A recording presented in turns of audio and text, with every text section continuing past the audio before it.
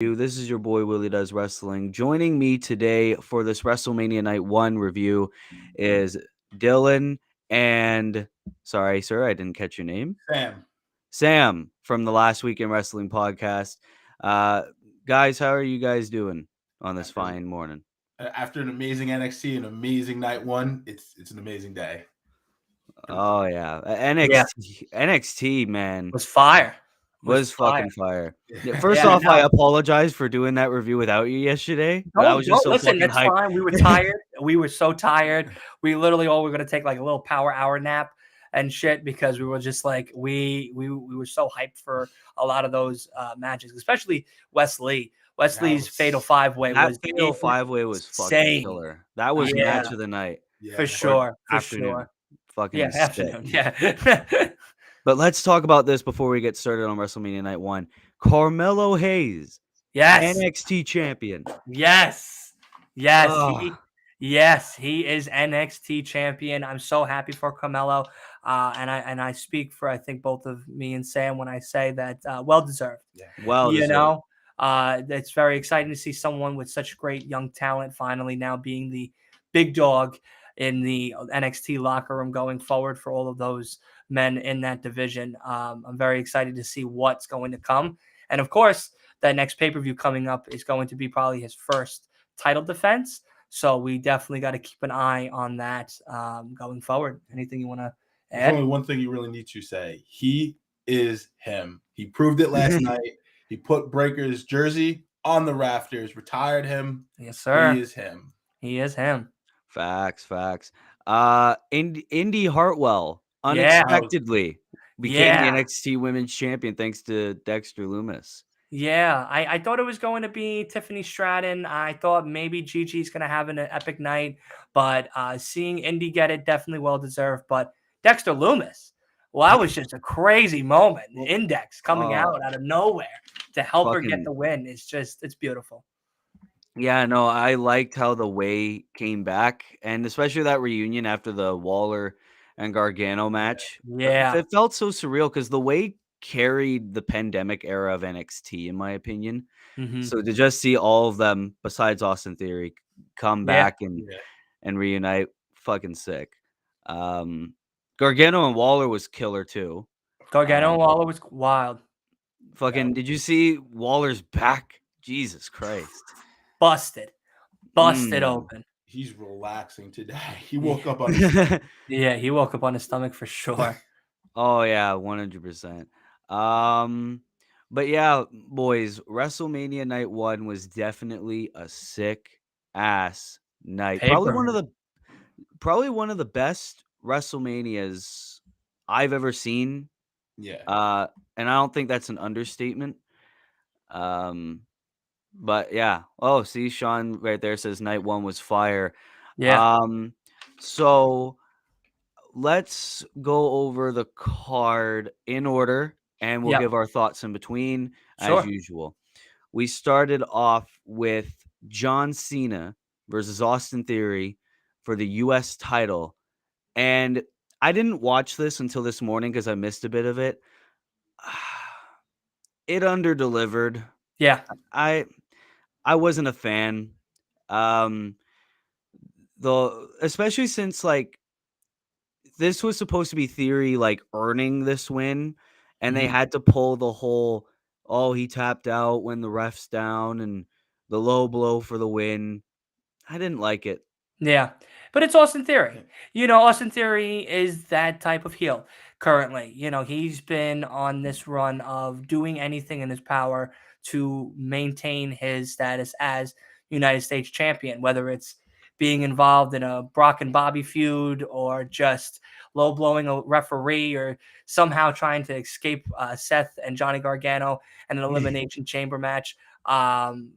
Definitely was, it's Austin Theory, man. I expected nothing less. I expected nothing more of the man.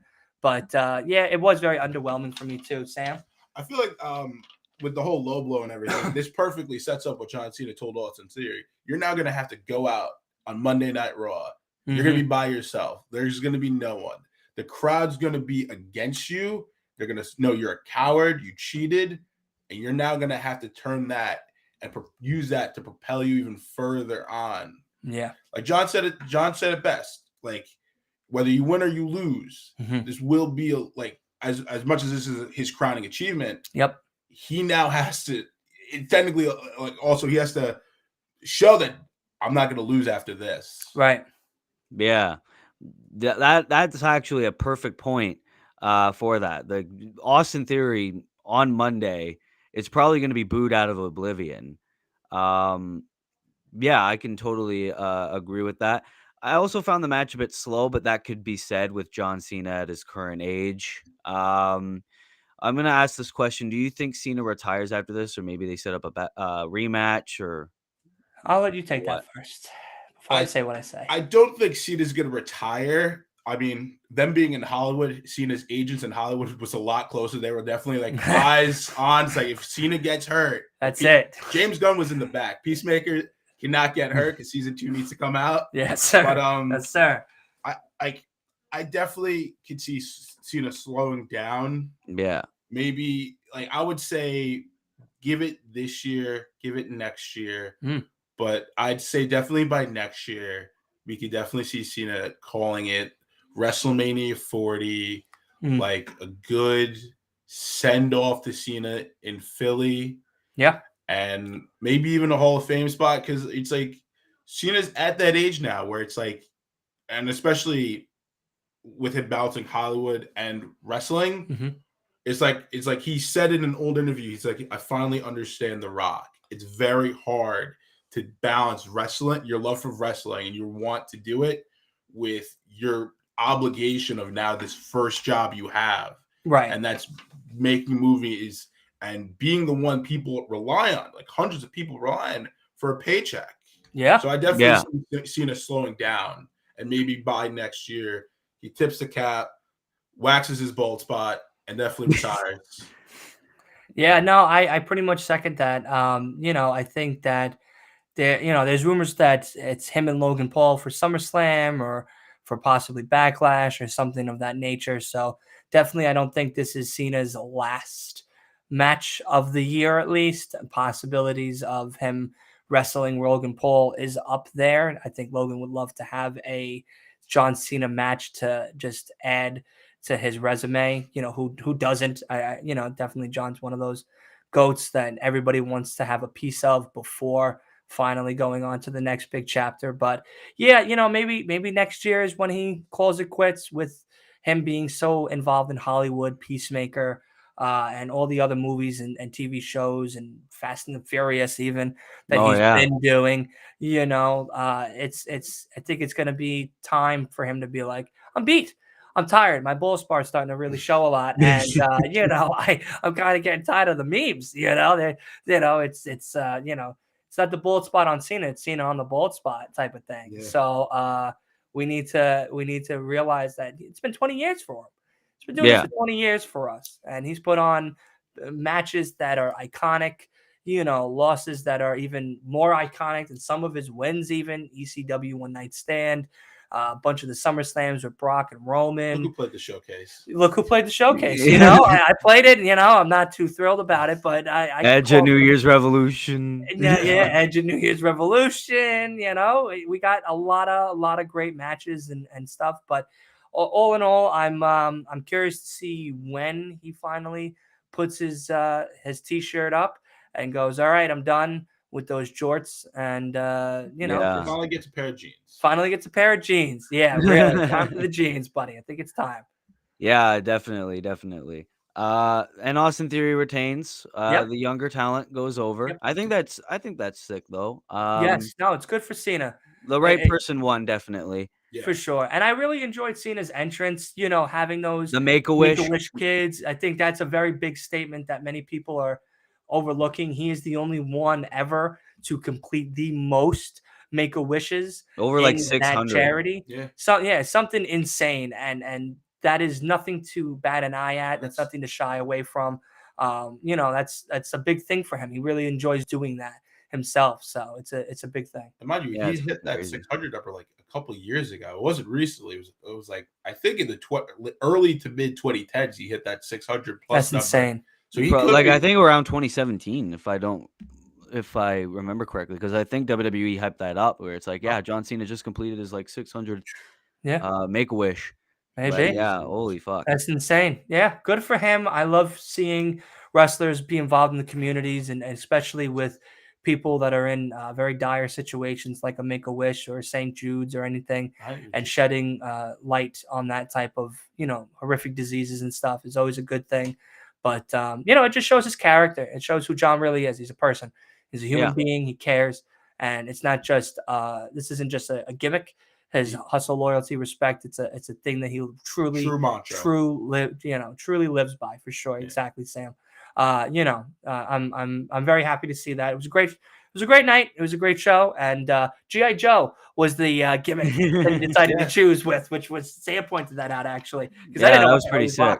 Yeah, I was like, what the hell is this red, white, and blue? And Sam was like, that's G.I. Joe. And I was like, okay, all righty. I can kind of really tell that. With the T-shirt he had. Yeah. Especially with that picture you showed on Instagram to me later. I was able to tell because of the towel that he had, and it had the G.I. Joe logo with. I totally missed that.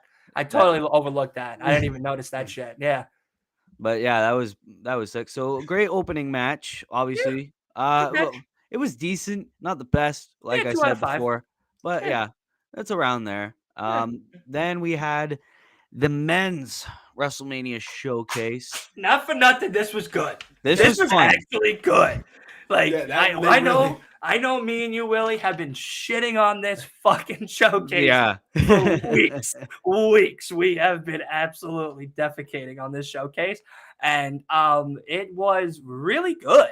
Like, not for nothing. Now I'm curious to see if the women will do something similar. Yeah, like it's something that I'm very curious. We got great talent for the women coming up tonight with Liv and Raquel, Shayna and Ronda, Sonya and Chelsea, which I'm really excited to see them work together on the main stage. Yeah. Ricochet, man, Ricochet's insane. But the Street Profits getting that victory, man, that was huge. I never would have expected that. Gable. Let's talk about Gable. That suplex. All of us was like, what the fuck? Like, that was fucking crazy. What were you gonna say? The one downside to this was no maximum male models. I was so looking forward to that. I was like, come on. Yeah, something awful, right? Oh yeah, I don't know if everybody caught this, but I caught it, and so did Sam and Evan. Was the swamp ass that Otis had. I noticed that too, and I saw a ton of people on Twitter. Angle of that pond foaming in his behind. Yeah, I know when they did that big Tower of Doom spot, which was fucking great. Yeah, and he was going up there. I was like, fuck, yellow's not his color, bro. Yellow is not that boy's color. That is for sure. That's for sure. Yeah, woo. That was a pond back there. I tell you, I was waiting for the ducklings to start swimming around in that shit. Damn. But Sam, you were gonna say something. I was gonna say that the Otis thing. Yeah. But overall, like, this was the match. Like last time we had a challenge, we had to hype up a match we weren't looking forward to. Yeah. And this was the match I hyped up. Yeah, it was the match that we all kind of started to hype up some of these lamer matches that we were not so excited for, and this was one that they completely made me eat every single word that I said leading up to this match. Me too. Yeah, they really did. Chad Gable showed off why he was a former tag team champion with Jason Jordan and American. Like, he showed off why he should be getting pushed a lot more. And speaking of Jason Jordan, real quick, we found out, and I think everyone found out, was that Jason Jordan was doing the Rhea Ripley and Charlotte match. He was producing that one. I think I think he produces more of the women's matches nowadays. Which is that's really sort of great. his thing. Yeah. Him and Tyson Kidd do that. Wow. Yeah, that's great. That's really great to see him still involved in the WWE in some aspect after that crazy injury that he had. It's nice to see. But Neil, I agree with you. Gable deserves a big push. It's time to stop fucking around with Shorty G. We need to get him that big push, man, like we've never seen before. Yeah, definitely. And everyone had their moments in this match, which I loved.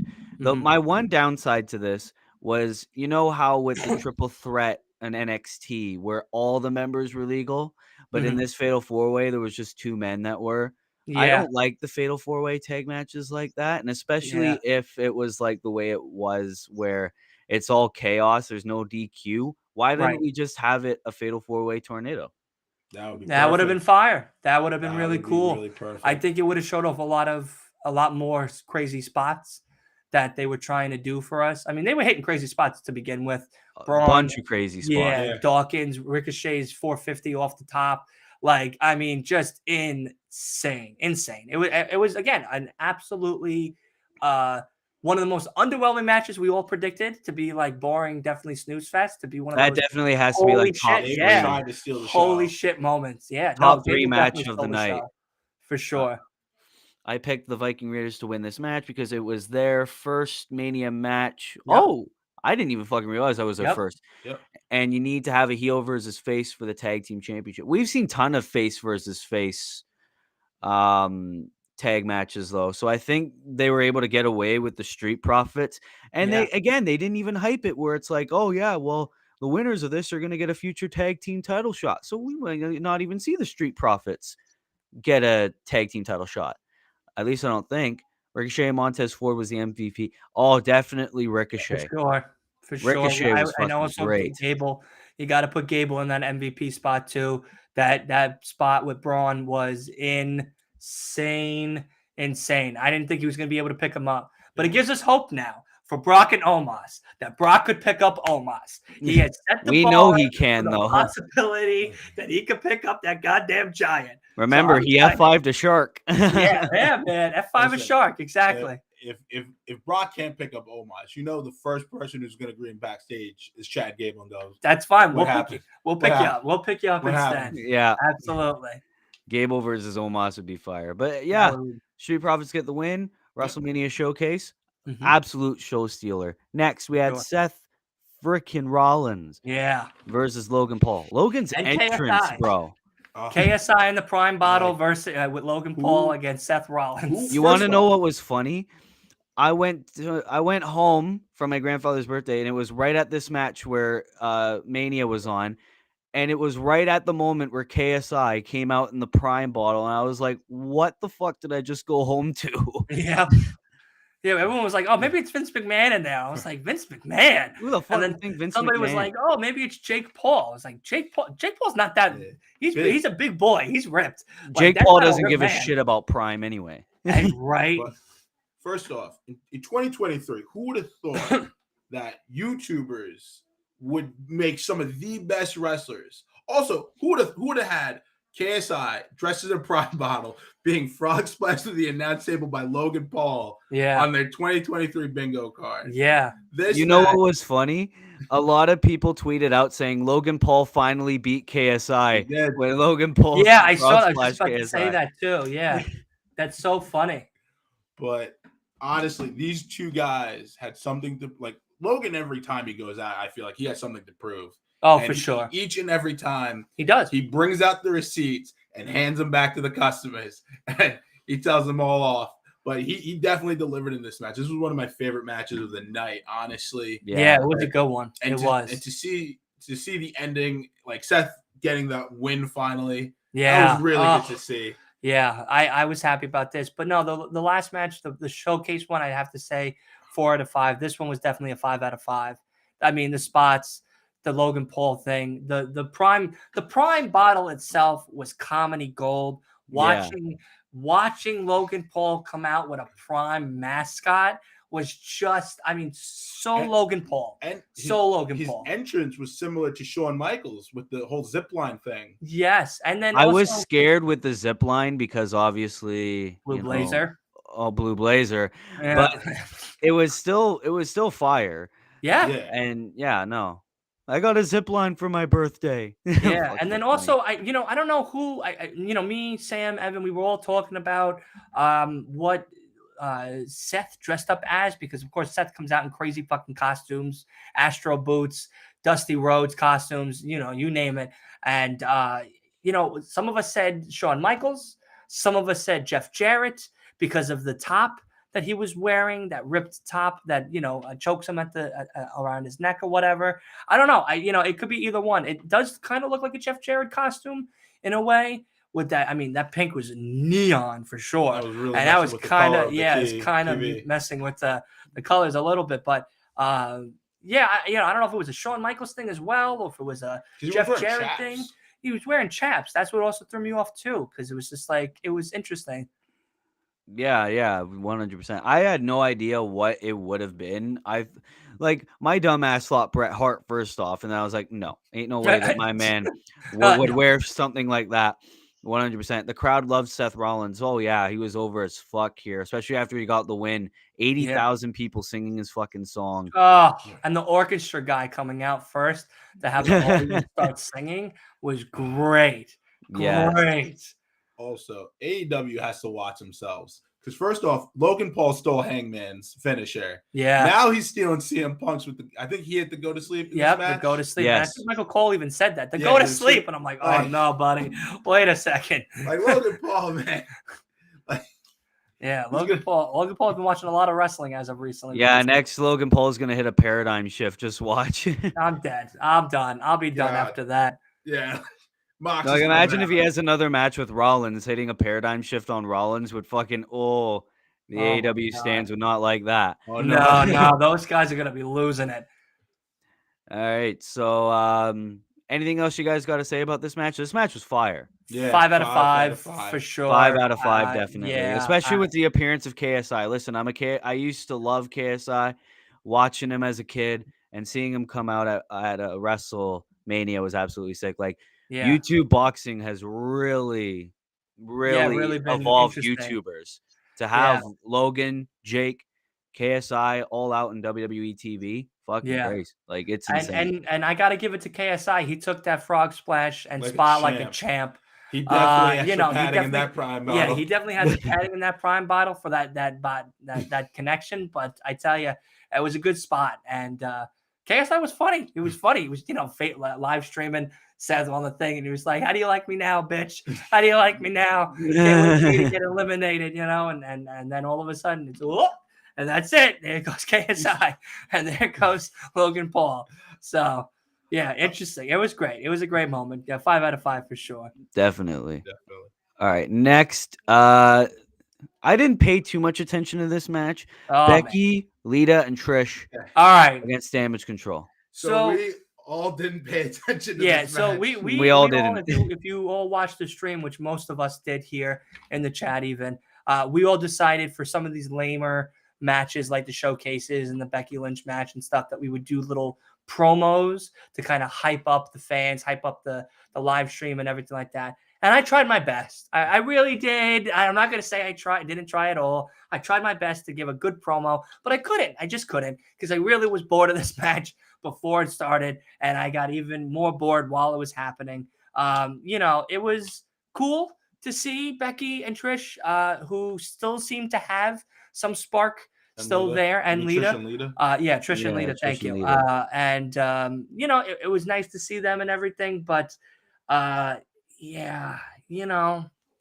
cool, I guess. Not something I will rant and rave or write home about. I'll give them a 3 out of 5. That's it. That's the most I'll give. Sam? I'll definitely say this. This, like in the past, since Damage Control has debuted back at SummerSlam, they have just been losing and losing. Well, Dakota and Io win the tag team championships. Their leader, Bayley, losing. It's to the point where if they stick together after the Raw at WrestleMania, they're jobbers. Yeah, I'm just gonna consider them jobbers because Io and Dakota have proven that they can hold their own. Really, one tag team gold. Yeah, maybe Bayley's interfered here and there, but they've been the only ones really winning. If you look at the books, they're the only ones winning. Well, Bayley keeps getting L after L after L. Like I thought. I was kind of hoping with the rumors, maybe Trish could spice it up, turn heel. Maybe that could help out Damage Control a little bit, get them get a big win at Mania. But no, everything stayed the course. The good guys got their win. No one turned heel. Yeah. And Bayley took the pin again. Yeah. That was stupid too when Bayley took the pin. And you make a very good point. I've said this before. Damage Control for the longest fucking time, especially on the part of Bayley, has lost and lost and lost. And I thought that when Bayley came back from her injury, I thought she was going to be the one to dethrone Bianca, because okay, if Rhea was going to go to SmackDown, who's there? Bayley. Okay, she's a great pick, especially with her run in 2019 with the SmackDown belt. She has what it takes. Right. But then ever since debuting the stable, nothing besides what Dakota and Io winning the tag team titles for a dead tag division. Like, they haven't done anything of note. No, you're 100% right, Willie. And it sucks because, again, Becky, Bayley, Dakota, Io, Trish, Lita, they all have had monumental and iconic moments, iconic history, and matches that will live on for generations to come and continue to bring a great amount of newly talented women in to the women's division for WWE to have great backlog and to learn from all of those women. But at the same time, we expected maybe a little bit more out of this Damage Control reunion that we haven't seen. It was a nice win for them to be tag team champions. It was a nice run for them to be tag team champions, but then Dakota got injured. The matches started getting stale. Bayley was jumping in when she shouldn't be. She was costing them more losses than wins. Bayley was taking a lot of losses, which was causing Damage Control to look very weak, making the tag team division look very weak. So, all of that accumulating to then the biggest night of them all, WrestleMania, you gotta pull it. They gotta pull the trigger, and they didn't. And again, they shot way too quick, and unfortunately they lost. We all knew Bayley was taking that pin, of course, because I feel like how me and you, Willie, have been talking about here, that, this is now the inevitable for Bayley. And I think that come Monday, they're going to acknowledge Bayley and say, listen, we don't want you here because you're costing us opportunity after opportunity after opportunity. And I think it's time for you to leave. And, Bayley's going to be like, but I made you this, that, and the third. But at the same time, it's like, yeah, you made us into losers. That's what you made us. You didn't make us into winners. We're not sitting here with confetti and tag team belts anymore. We're sitting here with the garbage and the remains that you've left us. So it's time for you to leave. I'll definitely say this. WWE needs to do two things right now in terms of women's tag. Unify the main roster and NXT Women's Tag Team Championships, and just going back to one singular belt that can be defended across all three brands. And two, Monday Night Raw, Damage Control has to emphatically kick out Bayley. For sure. Facts. Whether we get the Trish heel turn, and maybe Trish, they have the legend in their corner. I know you, Dylan, will not like that. But if Trish is in there, he's twitching at the thought of it. If Trish is in their corner, helping them get wins, and all she's doing is giving them advice. Right. All she's not wrestling. All she's doing. It's all right, Dylan. It's all right. She's doing is giving advice to Damage Control. I love it. No, you're right. But they have to kick Bayley out. It's like the JBL to Damage Control's Baron Corbin. Except not bury them. Yeah, except don't bury them. Please. That was a bad comparison. I'm sorry. No, again, yeah, for sure. This was, for me, 3 out of 5. For you, what would you give it if you had to? I'll be honest, we knew the outcome in the end. It's unfortunate because you're ruining one of the hottest acts. You got Bayley. Right. And she carried the women's division in the pandemic era. Yeah. And now you're doing her dirty like this. Yeah. I could give it like a 2.5. It feels honestly the same for how they treat Liv Morgan. And in my opinion, this Bayley push is the same push that we're giving Liv Morgan, and it's ridiculous. It seems like the same shit that what drove Sasha and Naomi out. Yes. Where it's like, you're putting us against these fucking people that don't wrestle every week. Because remember, they were going to put Sasha against Ronda. And Sasha was like, well, fuck no, I'm not doing that. I'm a tag team champion. Right. Make the belts mean something. Otherwise, I'm fucking going to pack my bags and leave. And in this case, with Damage Control, they're putting them against fucking legends and or jobbers, making them lose to said jobbers. And it's like, what the fuck? Yeah. So Yeah, no. In terms of the match, I'll give it a definite 2.5. Yeah, I give it a 3 because I gotta be nice. I keep saying I hate Legends, so I gotta give him that extra star out of love. I can't be nice with the booking decision. I can't. Yeah, I know. Trust me, I feel you. I'll take that loss too. But again, it's like is what it is. A definitive damage control win, or then just turn on Bailey that night for sure. They need to turn on Bailey Monday. Yeah, next we get to probably the match that I was looking forward to the most, aside from the main event. Rey Mysterio versus Dominic Mysterio. First off, Dom's entrance, bro. Weak. I will be that guy and say it. I said it on the live stream. It was weak. I expected Dom to do what Rey did. What Rey did. I mean, I get it. Rey Mysterio. You expected the lowrider. I expected there was a lot of floating images around with the Eddie printed on the lowrider, him coming out to the I'm Poppy, doing the whole gimmick thing. And I thought maybe Dom would really enforce that onto WrestleMania, and it's a perfect time to do it. Eddie came out on the lowrider for 2 WrestleManias, so it's a perfect fit. But I get it. Rey Mysterio and Eddie's relationship outseeds anybody else, and Rey doing it and having that nothing but a G thing turning into Viva La Raza into then the 619 was beautiful. I got emotional. I got a little teary-eyed here, especially hearing Viva La Raza again.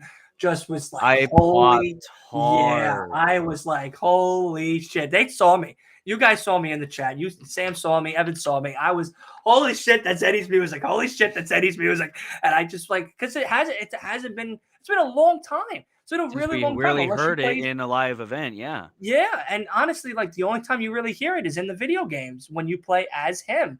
And, Vicky made a statement saying, years ago that this would be the last time you would hear Eddie's music, and it wasn't. And I'm happy to hear that as the outcome, seeing that, and it was perfect. WrestleMania Hollywood, the perfect spot, for Rey and Eddie to reunite in a spiritual way and stuff. And who doesn't love Snoop Dogg in a lowrider? Let's just be honest here. Yeah. Snoop Dogg in a lowrider coming out. I just wanted him to have a blunt in his mouth. Honestly, that would have made that entrance top tier entrances of all time next to Shawn. If it was like WrestleMania 20, he definitely would have. Yeah, exactly. Exactly. Rey's entrance was better than Dom. Maybe I was just a sucker for Dom's entrance. I like that he had the Halloween Havoc 1996 mask. Yeah, and he that came was out, cool. That video, was cool. I liked the video where he was in the cell and the cops took him out, and he looked like made a bitch look like a badass. That video. I mean, he's still a bitch, but I absolutely, I will agree with you, Willie. That is true. I don't know. I thought maybe Dominic was going to do a little bit more, but seeing that Halloween Havoc mask on Dominic definitely made his entrance cool. He seriously looked like Rey, but taller. Yes, he did. He really did, especially when he came out, because I was like, what the fuck is he wearing on his face? Yeah. Oh, that's Rey's mask. Holy shit. And then, of course, he couldn't get his fucking hoodie down when he tried to flip his head back. Yeah, and he had the handcuffs, so he was like, ugh. God damn it. This was supposed to be a lot cooler than it is. And of course, the biggest part of the match was when Rey was whipping his ass with the belt. Rey took the belt. That's it, man. He got that. Belt.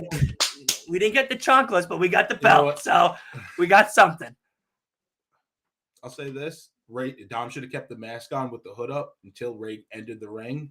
Him removing the hood and then ripping the mask, having it pre-cut, rip the mask off his face, and then throw it at his dad before the match, or even throw it at his mom before the match began. That would have been wild. I would have loved that. That would have made his entrance fire. That would have made his entrance fire for sure. Definitely. But in terms of the match, it started out slow, but that could be expected for a father versus son thing. It was more story filled. Yeah. And it took Rey a while to really get physical. Again, it took Dominic saying to his mom, "Shut your fucking mouth," to really do something. Aaliyah got involved, which was great. I love the LWO. The fact that LWO is finally official, and they came out because Finn and Damien. I liked Michael Cole on commentary throughout this whole fucking thing. Oh, for sure. Michael Cole is the best commentator of all time. Listen, but he was player hating for Dominic. Oh, he was a player hater for Dominic. Player hater of the year goes to Michael Cole for Dominic, for sure. For sure. Yeah, no. And I liked how when Finn came out, he was like, Finn should be more worried about his match tomorrow and not fucking not coming out here. That's Michael Cole, baby. That's Michael Cole. But yeah, and massive swerve. Ray gets the win. Yeah. Was not expecting that. Yeah, you know, it's long-term booking. I think me and you, Willie, we talked about this on a one of your YouTube videos about how, you know, maybe some of us don't feel the same about Ray having that longevity with him being a little bit older now. He's been doing this for a very long time. I definitely can see, at least after this match, for the future, you know, LWO and Judgment Day, the 3v3 going forward in a 6-man tag. I can see Ray and Dom doing it one more time.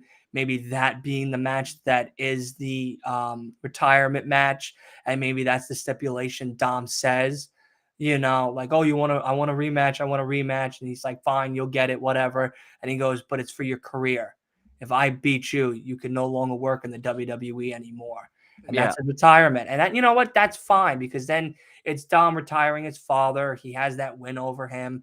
It's long-term booking. Yeah, I get it, people. Not many people are cool with that. Not many people are going to be maybe interested in that with the longevity we have with all these big pay-per-views coming up going into the rest of this year. But I can definitely see that maybe as something that's being talked about in the WWE creative as of now.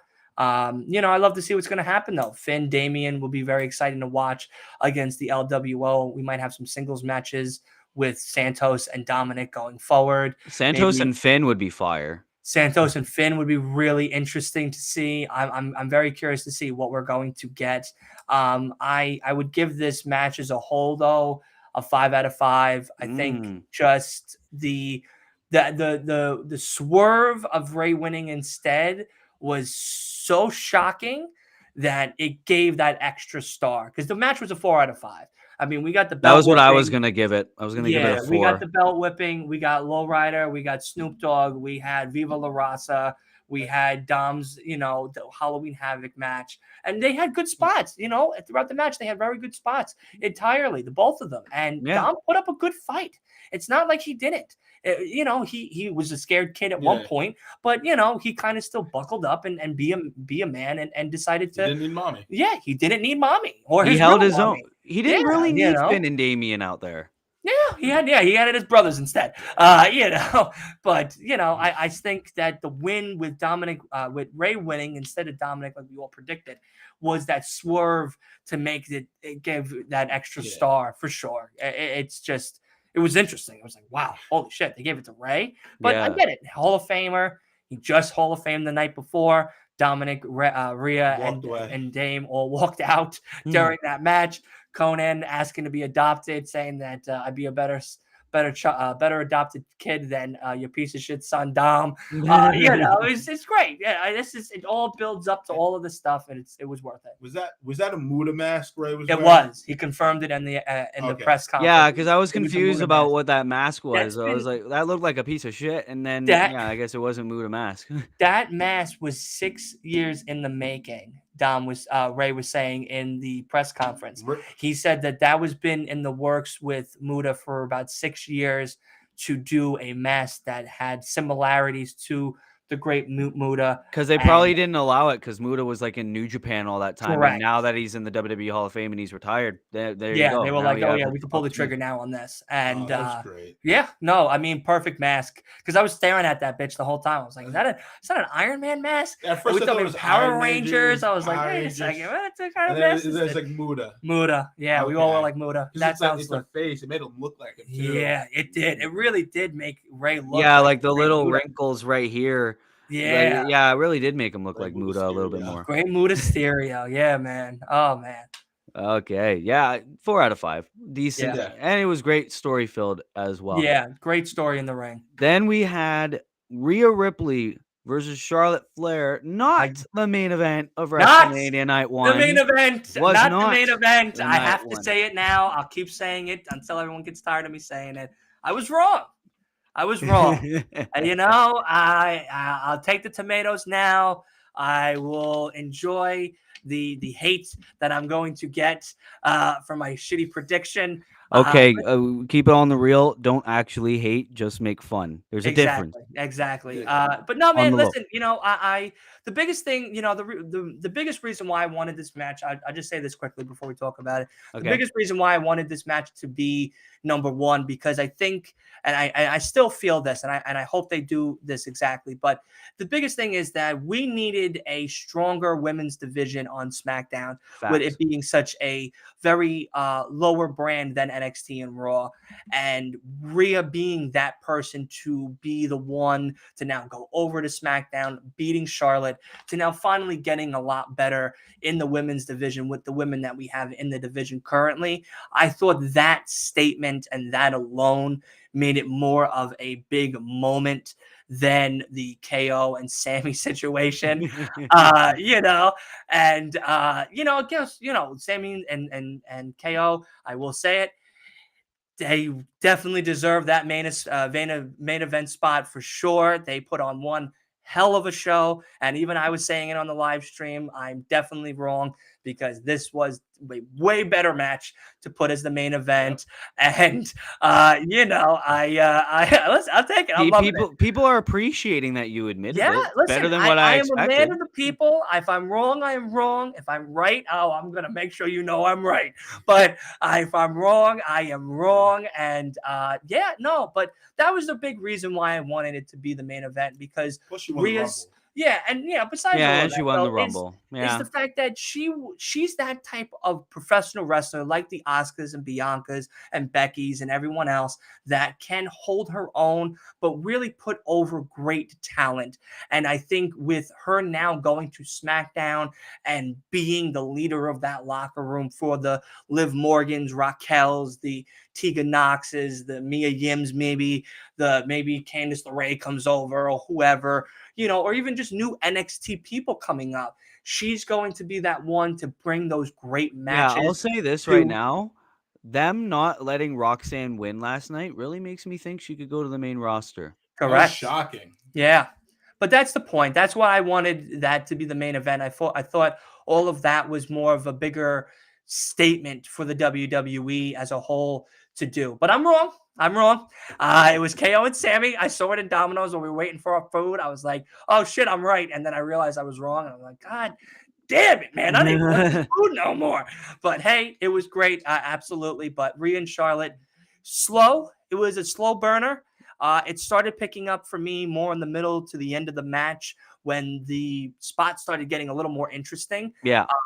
It kind of felt like the Carmelo Braun Breaker match a little bit, in how it was very slow and started to pick up more in the middle to the end for me as well, for Rhea and Charlotte. But definitely seeing Rhea win just signifies that, she's on top of the world, and she is definitely the one to lead this next generation of superstars to greatness, and will be one of those great women division wrestlers that will bring a lot of light to SmackDown, which it so desperately needs. That's true. Sam?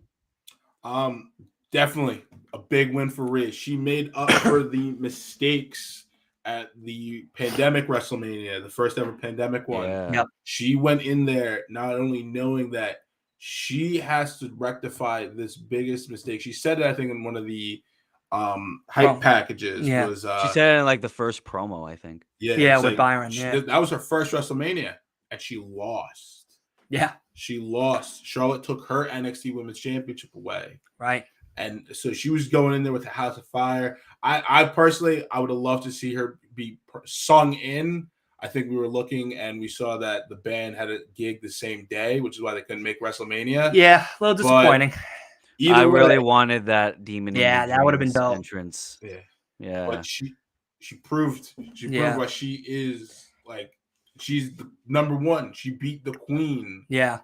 She showed her brutality. Let's be honest. Yeah, and the biggest thing, which I really commend Charlotte for, and Sean's pretty much saying it right there, is Charlotte was happy for Rhea. Charlotte was even smiling and was happy. She was clapping too. Yeah, my mom was like, "Is she supposed to be doing that?" I was like, look at Sasha versus Bianca. I think they're Yeah, allowed exactly. to fucking do that. So, yeah. So she great sportsman, great sports. Respect that we gave her and everything. And Charlotte even went on Twitter and was like, "I'm so happy for Rhea. She deserves it. Can't wait to see what she's gonna do with it." And it's just exciting to see what's gonna come. I didn't picture really this whole thing as like a traditional baby face versus heel type of thing. This is you want to be number one. You got to beat me first. Right. I'm number one. It's basically heel versus heel, but it's like the challenger's a teeny bit baby face while also being a monster heel. For sure. Yeah, definitely. Like, this wasn't the main event, and I understood the point where the Royal Rumble, and she won from number one, so she earned something. Right. She deserved something, but then again, it wasn't the main story. But the match definitely delivered, and you find it mainly with these recent SmackDown Women's title matches that they're giving them a decent spot, even if they're not the main event, and they give them good time. Yep. And they're always the big moments too. Particularly in the part of Rhea Ripley. So, and she's a women's Grand Slam champion as well after winning the SmackDown Women's Grand Slam champion. Title. We have a couple last. NXT UK. Yep. Raw, Women's Tag, Raw's Tag, SmackDown. Yep. Yeah. And Kevin Owens is a Grand Slam and two-time way deserved. Mania. Back-to-back Mania main eventer, which we'll get to a little later. But we had an impromptu match before then. Oh, God. We had the Miz being like, I issued out an open challenge. I really wanted LA Knight. I was fucking at the edge of my seat. We all wanted LA Knight. LA Knight. LA Knight, where the fuck is he? And, or Bobby. Even Bobby Lashley would have been great. I saw in an interview that KSI was like, I'll fucking fight Bobby Lashley. If they do that, that would be so fucking disappointing. Yeah. Well, I don't think there's enough waivers KSI could sign if he's going in the ring with Bobby Lashley. Yeah, there's going to be a lot of waivers he's going to have to sign for that one. Not enough. Yeah. The legal department's going to be like, listen, you go out there, just know Bobby is gonna tear you. You're not gonna be KSI anymore. You're gonna be chaos because you're losing the eye. Yeah. You're gonna fucking be a meme as well, especially in the YouTube world. But I did not expect Pat. It was meh for me. I was like, it's good to see Pat, but it's like to have this impromptu match with the Miz. There's definitely leagues better people. I expected Steve Austin, I expected LA Knight, and I expected Bobby Lashley. Those are my top three. Same. I know they were hyping Steve Austin up for a while. Oh, he's gonna wrestle. I'll be honest, I'm kind of glad he didn't. I thought Texas was a great way to bow out, finally put a definitive nail on the coffin.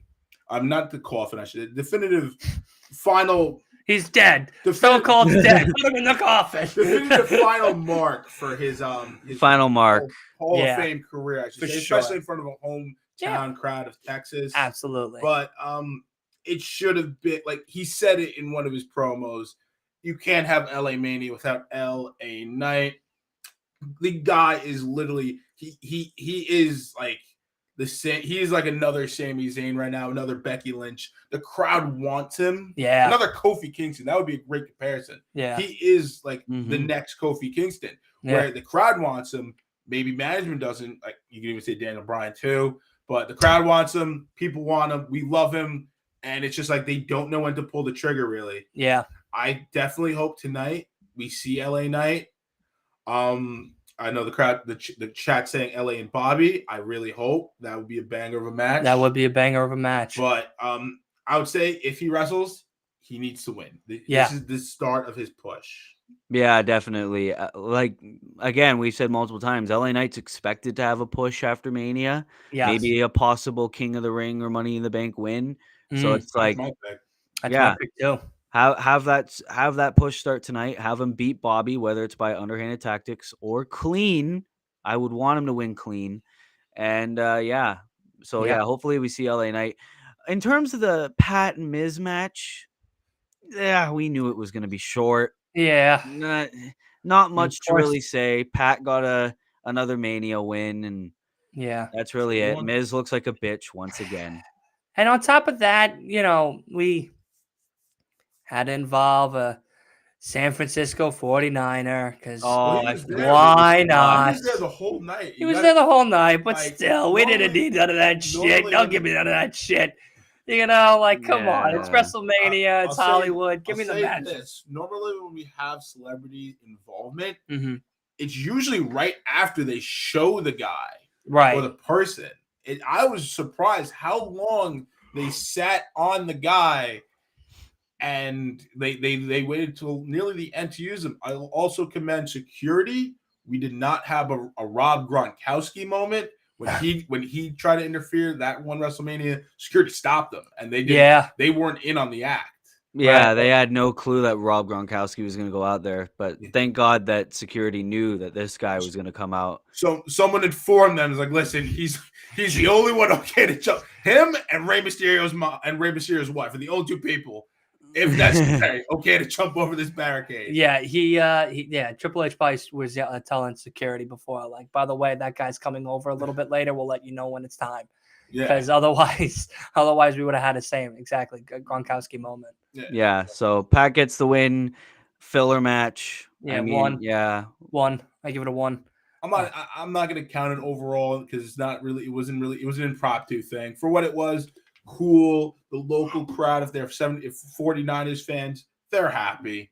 They're happy. Yeah, some guy I don't know the name of came at WrestleMania. All the 49ers fans or that guy's fans will be happy. Yep. You know what's funny though? Whoop whoop. Is they're in the Rams stadium though. Yeah. They're not in the 49ers stadium. They were in the Rams stadium. That's a big fuck you right there. Yeah, and Pat's supposed to be the babyface. What the fuck? Yeah, really. Unbelievable. But it is now time, as Mark Henry would say, for the main event. Yeah, 100%. Kevin Owens versus Kevin Owens and Sami Zayn versus the Usos. Wait a second. Kevin Owens and Sami Zayn fought last night. I thought it was the opposite way around. Yeah, no. That's my dumbass. Yeah, main event. Isn't this the first time that a tag team championship has ever been the main event? It's history of WrestleMania. Fucking history. Yep. Insane. Fucking. Oh, I don't have words to describe this match. Yeah. Fucking amazing throughout ever since the opening bell, especially on the part of Jay and Sami. Yeah. Woo! Their interaction. That itself was so good. I was so excited to see Jay and Sami started it off in the ring right as the bell rang. That's what I wanted. They've been hyping each other up, especially with that promo Friday that we discussed in the review. It's just, and we saw even Jay, there was slight moments. Sami was getting in Jay's head again, and it was affecting him. But it was hell, man. I'm lost for words. It was absolutely amazing. It's something that will live on forever for this. It's a great moment for both Sami and Kevin. They started in LA. Their careers got made in LA. And, as Canada's own, bringing those belts back to Canada is a great thing for them. Of course, we all wished that it was the Universal belt and the other one that Roman held, but we'll be very happy that it's the tag team. And again, we're seeing the demise and the final nails in the bloodline. Yeah, the final fall in the bloodline that is happening, and it will be cemented tonight. Hopefully that Cody beats the piss out of Roman and gets that victory. But I'm crossing my fingers for Cody. I'm crossing my fingers and toes for this one. Yeah. And what were we gonna say? There was a lot of cool moments looking back. Like, first off, Kevin and Sami's gear, the Pro Wrestling Guerrillas logo on their tights. Yeah. Oh shit! I completely forgot about that. Michael Cole during the match when he did the El Generico. He did That's right. Yeah. And then the final thing, the press conference, they thanked the Briscoes. Yeah. They thanked Jay. They thank both Mark and Jay for everything that they've done too. Bringing tears to my eyes. Yeah. No, it was great. This was an iconic moment, history in the making. First ever tag team to main event a WrestleMania. And Sean, you're right. A main event was fire. It was perfectly suited. WrestleMania 1 was main evented by Hogan, Mr. T. But we were talking about first ever tag team title championships. Yeah. Okay, I thought you said first ever tag team. I was like, wait a sec. No. The first WrestleMania main event was a tag team match. Yeah, wait. No, my bad. No. Tag team championship match. First ever tag team championship match. That itself is a history moment. I'm just happy to see they finally got the win. 3 haluva kicks to end it off. Yeah. That last one was for Roman. Let's be honest. He smiled at the end. He's like, listen. That last one. Put you down. That last one was for Roman. The first 2 were for Jay, and he felt so bad doing it. But that last one, when we panned over to Sami, looking at Jay, eyeing him down, he saw Roman right there in that. Yeah. He saw him, and he goes, "This one's for you, you big bitch." And that's that. And he took him down. I liked how it was a callback, really, to Sami and Kevin's match at Battleground, and it was like a bit of an homage because when Sami beat Kevin at Battleground, they did the whole haluva kick, grab onto them, look at them, put them back in the corner, another haluva kick, and the Usos deserve credit, 100%. Yeah, They were underutilized for so long. Then 2016 and beyond, they grew and they evolved, and now they were the first tag team to walk into the main event as tag team champions. And two years it took for the Usos to finally lose tag team belts. It was so surreal that we actually had that happen, and that it was Sami Zayn and Kevin Owens after all these teams that they beat to beat them. And I am so looking forward to how they're going to treat the tag team titles going forward, whether they merge into one, whether they split the Raw and SmackDown after, let's say, a draft. You know, but it was so surreal, and the pop, Sami and Kevin celebrating. Oh, it was so fucking good. Beautiful. It was such a great moment. Also, I will say the right person took the pin. Correct. Jey Uso. Yeah. And this is just going to further the dissension in the Roman's going to look at him and like, you took the pin. You took the pin. You're the weak link. Right. I'm looking at the main event of SummerSlam right here, Roman and Jay. Yeah, that's apparently the main event. SummerSlam, Roman and Jay. I keep hearing too, and I want it really badly. Jay. Yeah, I want it really, really badly. Yeah, now he really is main event Jey Uso. Main event WrestleMania. Yep. Michael Cole even said it too. And main event Jimmy. Yeah, and main event Jimmy. Yep, you got to give it to Jimmy too, for sure. But Jay, the Usos for sure. You touched upon it beautifully, Willie and Sam.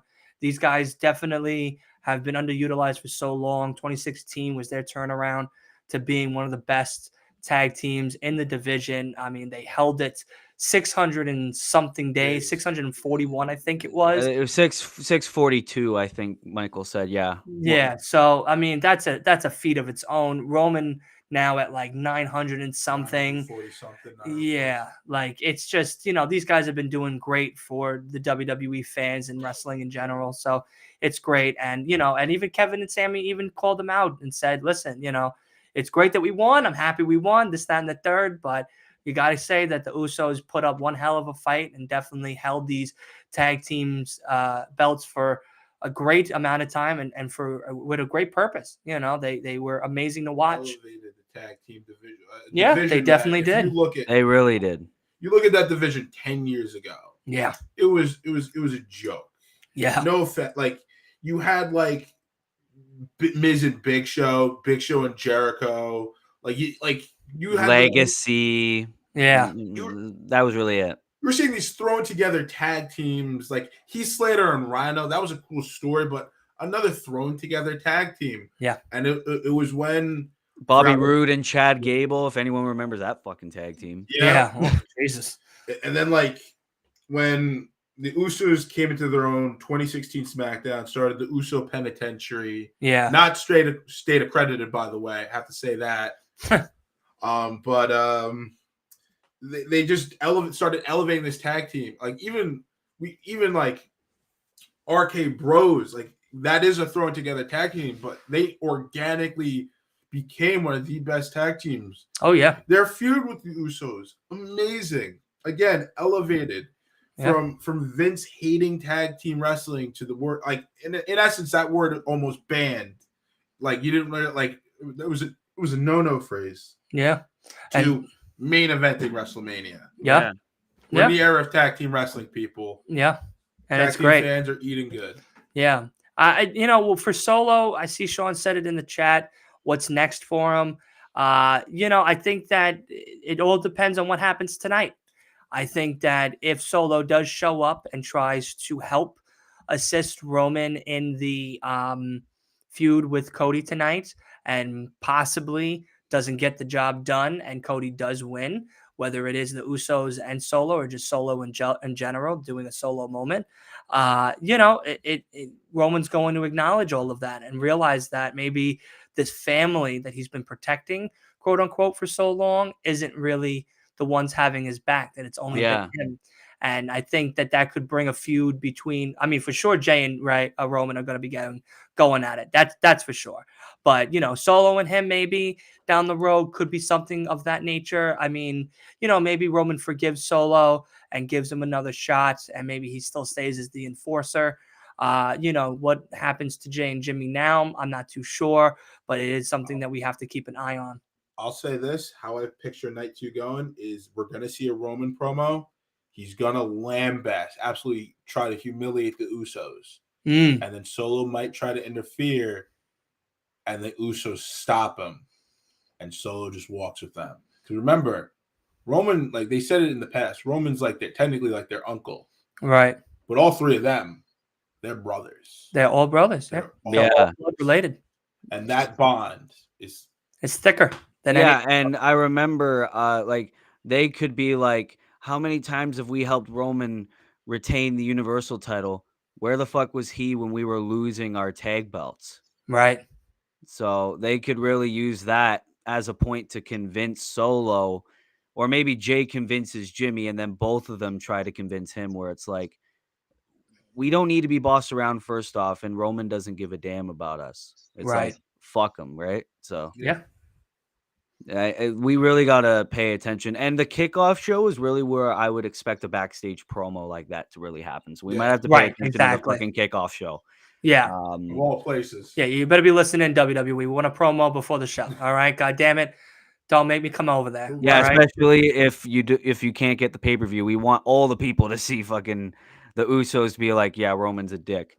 But that was WrestleMania 39 night 1.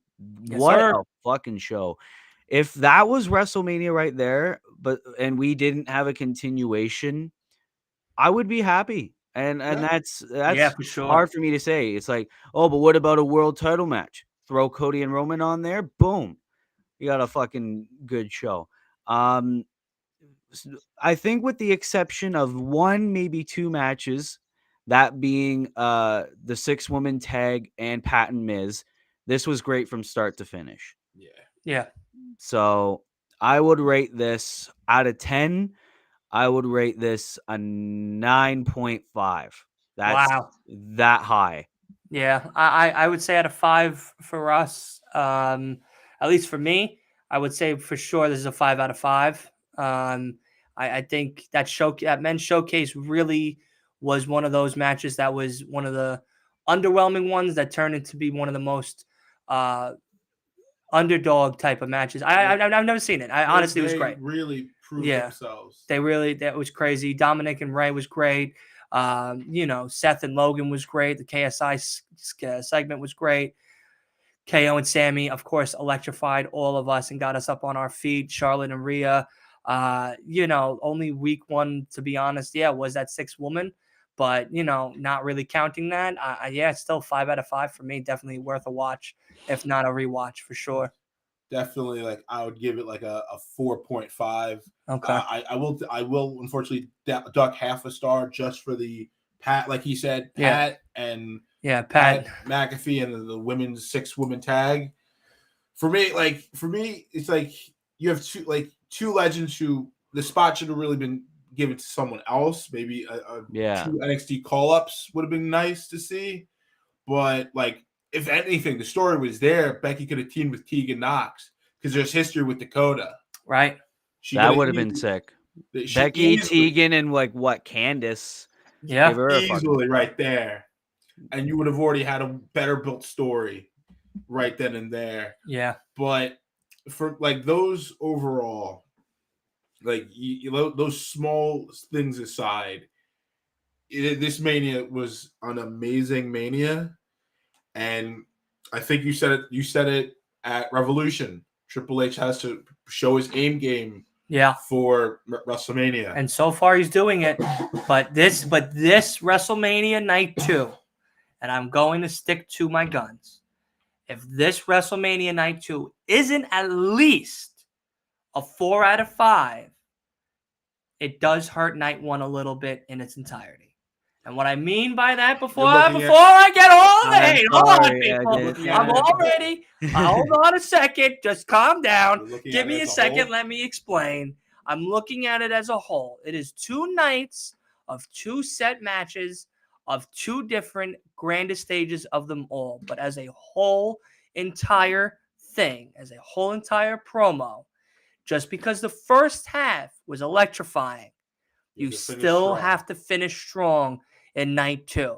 And we got some good matches that can definitely do that. Edge and Finn, Roman and Cody. Okay, IC title, triple the threat. IC belts. Yeah, thank you. I was like, I know I'm missing one here. The IC belt. And that's 3 really, really, really good matches that can the best of all time, Brock and Omos. That it could be, but like, and moments like, see, like with something like that though, like we all know with Brock, we all know that Brock and Omos is not going to be, oh my God, electrifying. But it's something that, the ending itself could bring it to that next level. We need to see something exciting happen in this Brock and Omos thing. If it's a squash, it's going to definitely hurt. If it's a lame match and there's no, let's say, Hurt Business reuniting, there's no Brock picking up Omos, hitting his F5, there's no crazy spots in any of this match entirety, and it's not an actual decently long match in the sense of maybe 10 minutes, 8 minutes, really, I'm trying to cap it at, but a 10-minute match, and it's like a 5-minute match. Well, that's a squash, but that's a squash. Like that's something that a hot fight, like just them going at it from bell to bell. Yeah, but I mean, if you look at the promos, action. Yeah, I mean, we need something good here, and that women's showcase definitely has to deliver. And of course, that Bianca and Asuka match has to deliver. I know we kind of pretty much have called that match between Bianca and Asuka with Asuka winning, but it would be a curveball to have Bianca win. That's something I would give a star to. Having Asuka, obtain the win in a crazy way, absolutely. You give a star to that. You got to have important moments in these not so exciting matches in this next night. This is your entree. The first night was the appetizer, and we got one fucking appetizer for WrestleMania weekend. WrestleMania Stand and Deliver was the appetizer. Yeah, I guess if you're looking all of it on a whole. WrestleMania Night 1 was the first course. Yeah. This is now going to be the main course and dessert. Yeah. And yeah, I guess you could go with that. And if you do, then again, it begs the point of these big matches besides the 3 main ones that we're most excited for.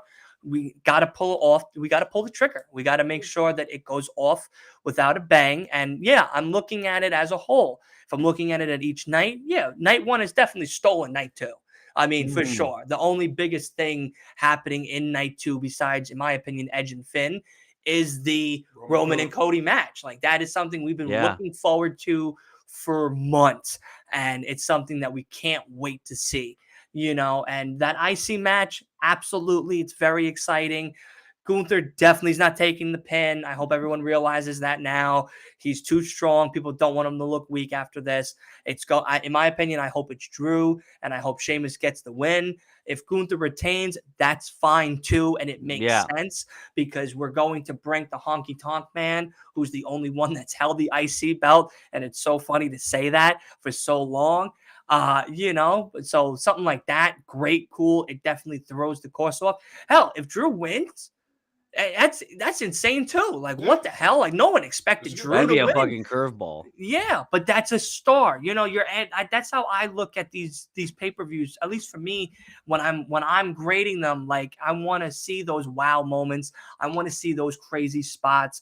I want to see those curveballs that no one expected. Having a Bianca retain, having Drew win, Cody retaining would be fucking wild, and I don't want to happen, but would be insane to happen.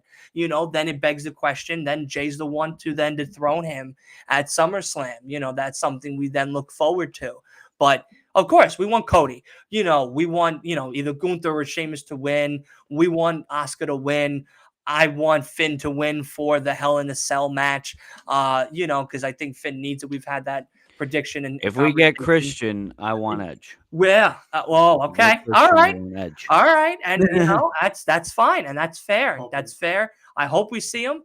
I hope we see Gangrel. I hope we get the whole Brood. Full Brood. Yeah, I want the full Brood entrance. I want, we're getting Demon Balor, which is exciting as shit. Better not be Purple Balor. I don't want. Yeah, better not be Purple Balor, please. No Purple Balor. And also what's really cool, and no one's really talking about it, is we're getting the original cell back. Yeah. The color silver is coming back, and it's not red, which is great. We get to be able to see inside a lot better, and it's not so fucking colored. So that's also a big plus. But, the WrestleMania entrance looks beautiful. It was my first time seeing it last night live and in person. It's very cool. Well, not in person, but, through the TV. But, that for me, it was really nice to see. It's a huge stage. For Christ's sake, Jesus. That ramp. When I saw John Cena run on that ramp, when I saw John Cena run on that ramp, I was like, my man's going to be tired by the time he gets to the ring. Same. Maybe that's why the match was a little. Yeah, maybe that's why the match was a little. Yeah, maybe that's why he was slow. He was tired. But no, again, this is a big moment for Triple H, and if I feel like he could pull it off, and then Tony and him have one apiece, of back-to-back pay-per-views for such a short span, and the next time we see something like this is going to be May, where it's we have Backlash starts off the month. Then we have the King and Queen of the Ring, which is the Saturday before Double or Nothing, which is on the 28th. And, of course, now we know that NXT Battleground.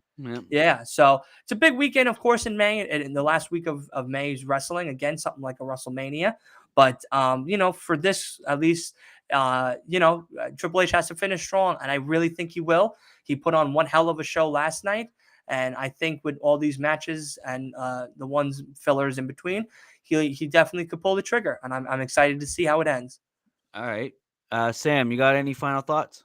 I will definitely say that this WrestleMania is definitely one for the books. Like, we only finished night one, but yeah, for me, there has just been one overarching story, and that this is the mania of the bloodline. We will hopefully, I am a big bloodline fan, I'll say that, but hopefully we see the right man win, not by DQ, not by countout, but by a clean pinfall, and he gets his hand held high. And that's gonna be Roman Reigns. Get the hell out of here. Get the hell out of here. Cody needs to win. I feel like, honestly, first off, this is Triple H's first WrestleMania. Yep. Of course, Vince, I feel like, is booking Brock and Omos. Oh, it is. That's confirmed. He threw Vince a bone. He's like, here you go. You could have one spot on the 2 nights. It's like, yeah, he was probably calling and begging. He's like, I'll give you one match so you can shut the fuck up. Oh, great. It's Omos versus Omos versus Omos versus You get Omos. one match, 10 minutes. Make it count. That's it, yeah. 4-hour show, you get 10 minutes. Yeah. Be grateful. For me, this has been like, everyone's had for the most part, everyone's had such a great story. Yep. Some longer than others, some years in the making. Yep. For one man, around 6 years in the making. Like, people who are huge fans of long-term storytelling, they are gluttonous. Yeah, they are eating well this weekend. Yes. That is for sure.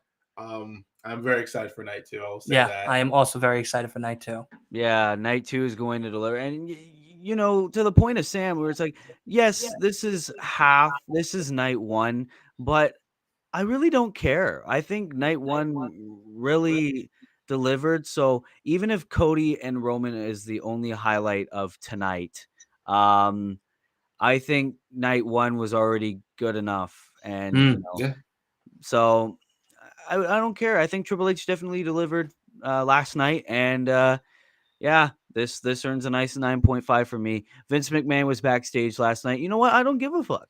Like, even if Vince was backstage last night, I'm not going to be one of those fucking YouTubers where it's like, I'm not going to be one of those YouTubers where it's like, oh, Vince was backstage, which means this fucking Mania sucks. No, if he's backstage, cool. He gets to see his company excel with his son-in-law there. Right. He gets to realize that he was the out of touch one, and Hunter made WWE better than it ever was. Yeah. So, Facts. you know, if Vince was backstage, congrats. Great. You know, nothing's stopping him from being backstage, especially now that he's an employee. But guess what? He's an employee. Hunter runs the fucking show now. Right. So, yeah. I think that's how I'm going to end off for sure review. This concludes our WrestleMania 39 Night 1 review stream. Night 2 is tonight. These two men on the screen, you guys will do a watch along for night 2, definitely. Oh, we're also doing a live reaction for Ring of Honor as well today. We haven't saw it. We saw some of the highlights on Twitter, TikTok, Instagram, and stuff like that. But I bought it. I wanted to watch it, and I figured, you know what? Let's bring it to the Pro Wrestling News team, and let's get them involved and do a live reaction. So me and Sam are going to be doing a live reaction for the Ring of Honor show in about an hour or two, roughly. And yeah, then we'll take a little break, and then we're gonna definitely be doing night 2, of WrestleMania night 2. And we're gonna have a party. It's a big party. We're about to go get some donuts. We're going to get some food, man. We gotta definitely get ourselves hyped up. We got a couple beers on this one. So we're really gonna get a little wild on this one. And not too crazy. Of course, no. We're not, you know. Yeah, this is a Disney show. So we're gonna get hyped up as much as we can. And that's that. All right. So I want to thank the both of you for being in this stream. I want to thank the chat for being lively as fucking ever. We fucking live, man. Yeah, that live stream today was amazing. Thank you guys so much. But I keep hearing it, and it's so crazy to say it that we did really well last night, is from what I'm hearing. Y'all did over 1K views on night 1 watch along. Over 1K. No, that's crazy. I have, Willie, I've said it here. I'm grateful, and I really am. And we're going to kick ass tonight. You know what I mean? We really are. Yeah. And we're definitely going to be doing another watch along very soon. So definitely get ready, get tuned, and we shall see everyone very soon. We'll try to break 1,000. Let's try to go for like 1,600. That's the goal here tonight. Yeah, that'd be actually pretty good. So this concludes the video. I've said it like 5 times now. Yeah. Thank you guys. Thank the chat. Thank everyone. Subscribe if you're new. Go to the Pro Wrestle News channel. Yep. Go to the Last Week in Wrestling channel and subscribe to this channel. So you got 3 channels to subscribe to. Please. Yes, thank you. The cherry on top. And this has been it. This has been your boy Willie Does Wrestling with Last Week in Wrestling's Dylan and Sam. Thank you, Sam, for being on as well. Thank you for having me. I'm blessed. Thank you. Yeah, no problem. And this has been it. Be good people.